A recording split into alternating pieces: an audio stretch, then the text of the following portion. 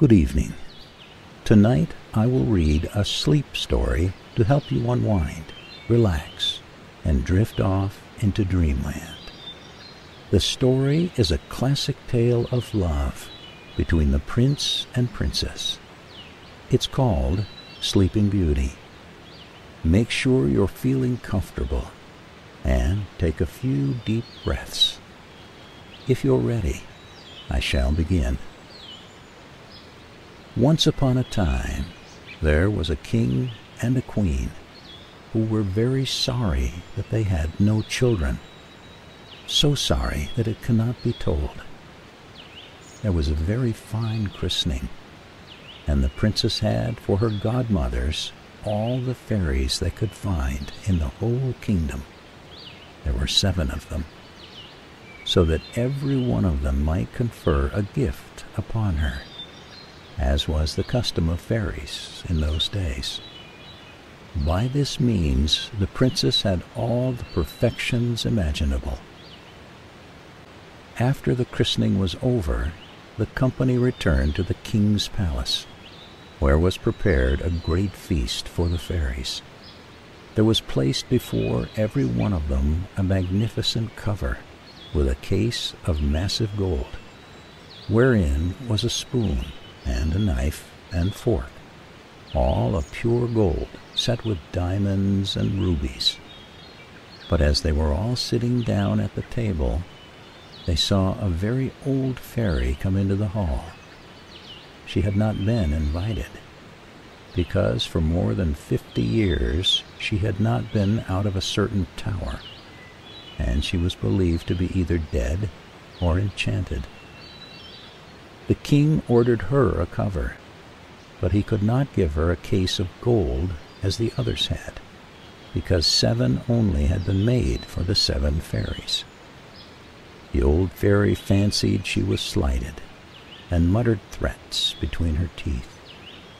One of the young fairies who sat near heard her, and, judging that she might give the little princess some unlucky gift, hid herself behind the curtains as soon as they left the table.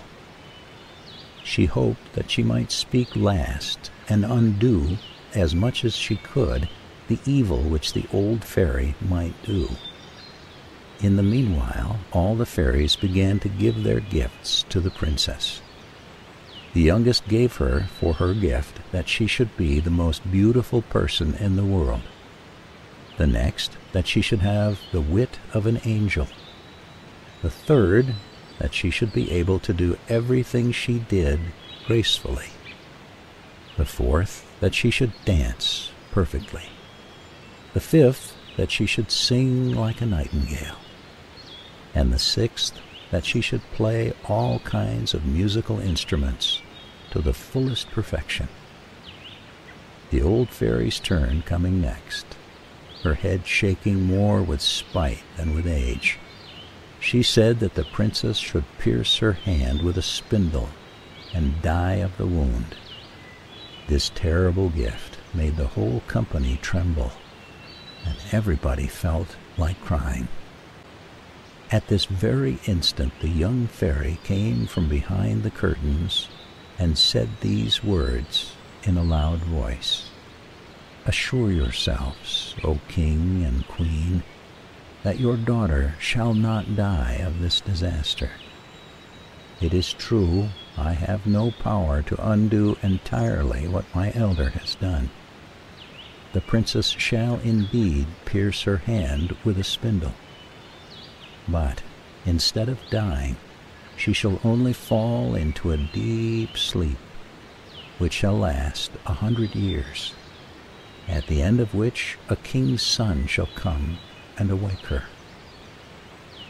The king, to avoid the misfortune foretold by the old fairy, issued orders forbidding anyone, on pain of death, to spin with a distaff and spindle, or to have a spindle in his house. About 15 or 16 years after, the king and queen being absent at one of their country villas, the young princess was one day running up and down the palace. She went from room to room, and at last she came into a little garret on top of the tower, where an old woman alone was spinning with her spindle. The good woman had never heard of the king's orders against spindles. "What are you doing there, my good woman?" said the princess. "I am spinning, my pretty child," said the old woman, who did not know who the princess was. "Ah," said the princess, "this is very pretty. How did you do it? Give it to me. Let me see if I can do it." No sooner had she taken it into her hand than, either because she was too quick and heedless, or because the decree of the fairy had so ordained, it ran into her hand, and she fell down in a swoon. The good old woman, not knowing what to do, cried out for help. People came in from every quarter. They threw water upon the face of the princess, unlaced her, struck her on the palms of her hands, and rubbed her temples with cologne water. But nothing would bring her to herself. Then the king, who came up at hearing the noise, remembered what the fairies had foretold.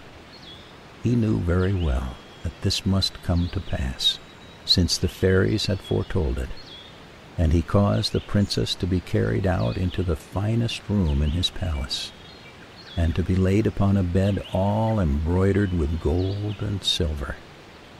One would have taken her for a little angel, she was so beautiful, for her swooning had not dimmed the brightness of her complexion. Her cheeks were carnation, and her lips coral. It is true, her eyes were shut, but she was heard to breathe softly, which satisfied those about her that she was not dead. The king gave orders that they should let her sleep quietly till the time came for her to awake. The good fairy who had saved her life by condemning her to sleep 100 years was in the kingdom of Matakin, 12,000 leagues off, when this accident befell the princess. But she was instantly informed of it by a little dwarf, who had 7-leagued boots, that is, boots with which he could stride over 7 leagues of ground at once. The fairy started off at once, and arrived about an hour later in a fiery chariot drawn by dragons. The king handed her out of the chariot, and she approved everything he had done. But as she had very great foresight, she thought that when the princess should awake, she might not know what to do with herself, if she was all alone in this old palace. This was what she did. She touched with her wand everything in the palace, except the king and queen. Governesses, maids of honor, ladies of the bedchamber, gentlemen, officers, stewards, cooks, undercooks, kitchen maids, guards with their porters, pages, and footmen. She likewise touched all the horses which were in the stables, the cart horses, the hunters, and the saddle horses, the grooms, the great dogs in the outward court, and little Mopsy too, the princess's spaniel, which was lying on the bed. As soon as she touched them, they all fell asleep, not to wake again until their mistress did, that they might be ready to wait upon her when she wanted them. The very spits at the fire, as full as they could hold of partridges and pheasants, fell asleep, and the fire itself as well. All this was done in a moment. Fairies are not long in doing their work. And now the king and queen, having kissed their dear child without waking her, went out of the palace and sent forth orders that nobody should come near it. These orders were not necessary, for in a quarter of an hour's time there grew up all around about the park such a vast number of trees, great and small, bushes and brambles, twining one within another, that neither man nor beast could pass through. so that nothing could be seen but the very top of the towers of the palace, and that, too, only from afar off. Everyone knew that this was the work of the fairy, in order that while the princess slept, she should have nothing to fear from curious people. After 100 years, the son of the king then reigning, who was of another family from that of the sleeping princess, was a-hunting on the side of the country, and he asked what those towers were which he saw in the middle of a great thick wood. Everyone answered according as they had heard. Some said it was an old haunted castle. Others that all the witches of the country held their midnight revels there.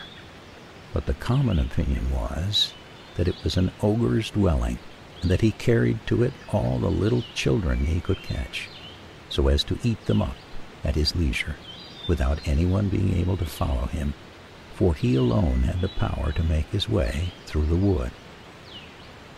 The prince did not know what to believe, and presently a very aged countryman spake to him thus: "May it please your royal highness, more than 50 years since I heard from my father that there was then in this castle the most beautiful princess that was ever seen, that she should sleep there 100 years, and that she should be waked by a king's son, for whom she was reserved." The young prince, on hearing this, was all on fire. He thought, without weighing the matter, that he could put an end to this rare adventure, and, pushed on by love and the desire of glory, resolved at once to look into it. As soon as he began to get near the wood, all the great trees, the bushes, the brambles gave way of themselves to let him pass through.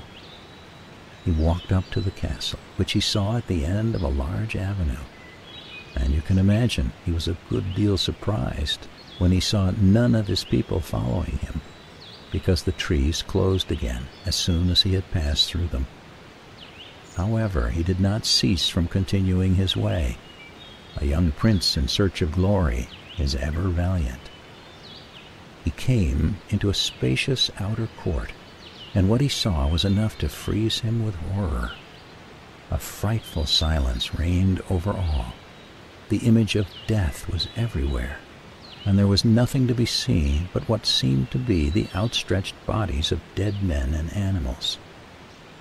He, however, very well knew by the ruby faces and pimpled noses of the porters that they were only asleep, and their goblets, wherein still remained some drops of wine, showed plainly that they had fallen asleep while drinking their wine. He then crossed a court paved with marble, went up the stairs, and came into the guard chamber, where guards were standing in their ranks with their muskets upon their shoulders and snoring with all their might. He went through several rooms full of gentlemen and ladies, some standing and others sitting, but all were asleep.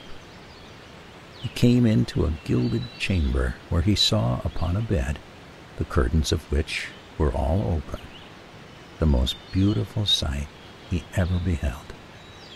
A princess who appeared to be about 15 or 16 years of age, and whose bright and resplendent beauty had something divine in it. He approached with trembling and admiration, and fell down upon his knees before her. Then, as the end of the enchantment was come, the princess awoke, and looking on him with eyes more tender than could have been expected at first sight, said, "Is it you, my prince? You have waited a long while." The prince, charmed with these words, and much more with the manner in which they were spoken, knew not how to show his joy and gratitude. He assured her that he loved her better than he did himself. Their discourse was not very connected, but they were better pleased, for where there is much love, there is little eloquence. He was more at a loss than she, and we need not wonder at it. She had had time to think of what to say to him, for it is evident though history says nothing of it, that the good fairy, during so long a sleep, had given her very pleasant dreams. In short, they talked together for 4 hours, and then they said not half they had to say. In the meanwhile, all the palace had woke up with the princess. Everyone thought upon his own business, and as they were not in love, they were ready to die of hunger. The lady of honor, being as sharp-set as the other folks, grew very impatient and told the princess aloud that the meal was served. The prince helped the princess to rise. She was entirely and very magnificently dressed, but His Royal Highness took care not to tell her that she was dressed like his great-grandmother and had a high collar. She looked not a bit the less charming and beautiful for all that. They went into the great mirrored hall where they supped, and were served by the officers of the prince's household. The violins and hautboys played old tunes, but they were excellent, though they had not been played for 100 years. And after supper, without losing any time, the Lord Almoner married them in the chapel of the castle. They had but very little sleep. The princess scarcely needed any, and the prince left her next morning to return into the city, where his father was greatly troubled about him. The prince told him that he lost his way in the forest as he was hunting, and that he had slept in the cottage of a charcoal burner, who gave him cheese and brown bread. The king, his father, who was a good man, believed him, but his mother could not be persuaded that it was true. And seeing that he went almost every day a-hunting, and that he always had some excuse ready for doing so, though he had been out 3 or 4 nights together, she began to suspect that he was married, for he lived thus with the princess above 2 whole years, during which they had 2 children, the elder a daughter named Dawn, and the younger a son they called Day, because he was a great deal handsomer than his sister. The queen spoke several times to her son to learn after what manner he was passing his time, and told him that in this he ought in duty to satisfy her. But he never dared to trust her with his secret. He feared her, though he loved her, for she was of the race of the ogres, and the king married her for her vast riches alone. It was even whispered about the court that she had ogreish inclinations, and that, whenever she saw little children passing by, she had all the difficulty in the world to prevent herself from falling upon them, and so the prince would never tell her one word. But when the king was dead, which happened about 2 years afterward, and he saw himself lord and master, he openly declared his marriage, and he went in great state to conduct his queen to the palace.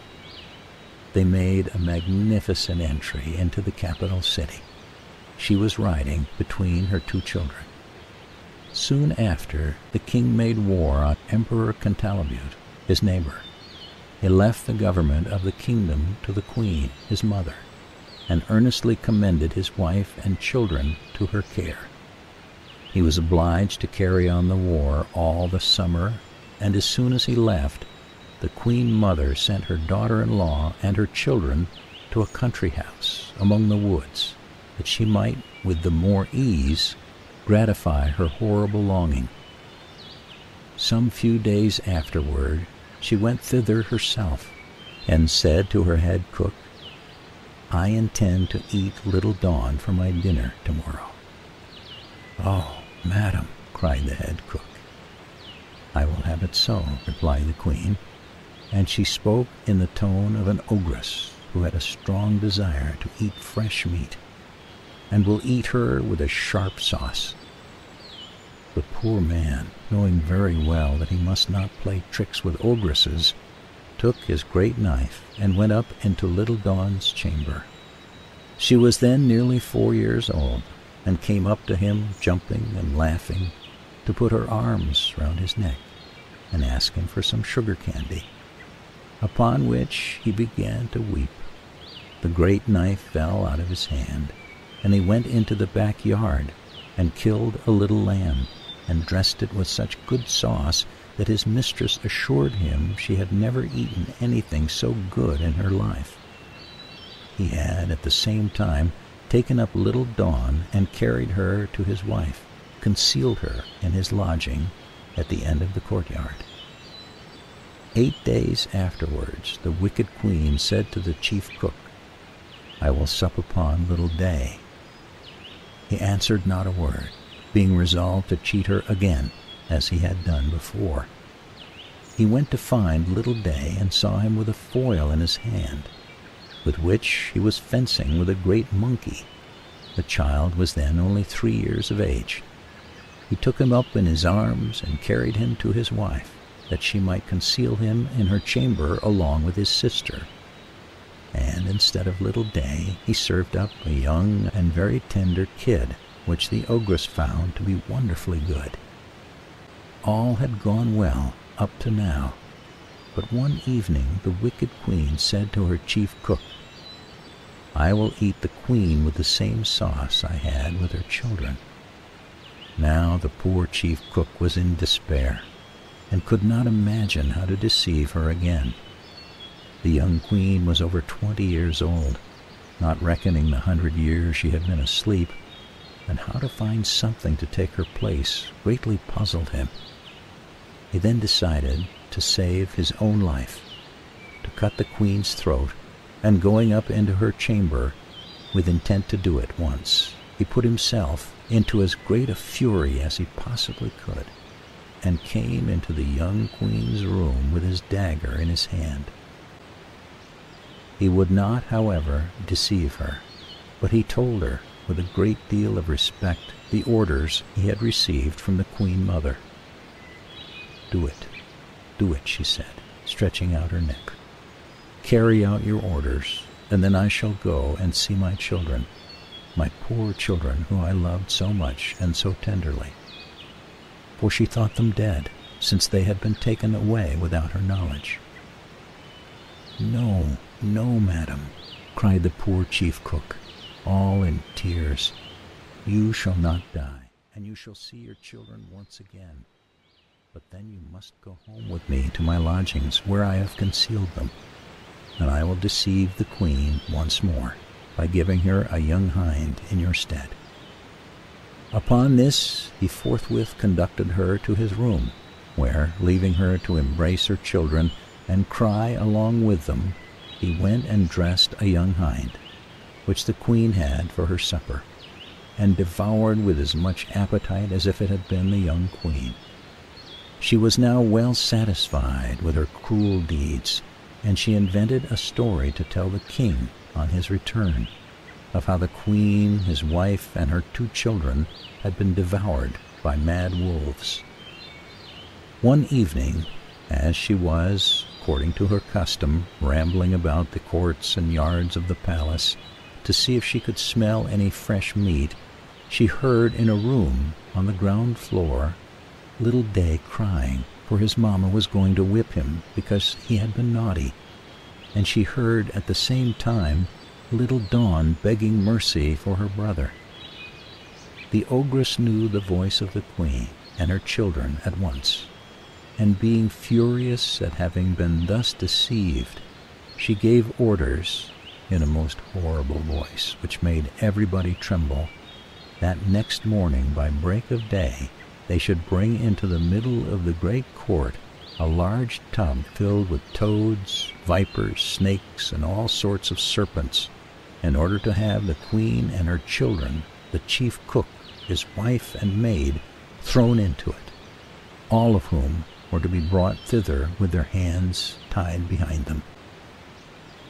They were brought out accordingly, and the executioners were just going to throw them into the tub when the king, who was not so soon expected, entered the court on horseback and asked with utmost astonishment what was the meaning of that horrible spectacle. No one dared to tell him, when the ogress, all enraged to see what had happened, threw herself head foremost into the tub and was instantly devoured by the ugly creature she had ordered to be thrown into it to kill the others. The king was, of course, very sorry, for she was his mother, but he soon comforted himself with his beautiful wife and his pretty children.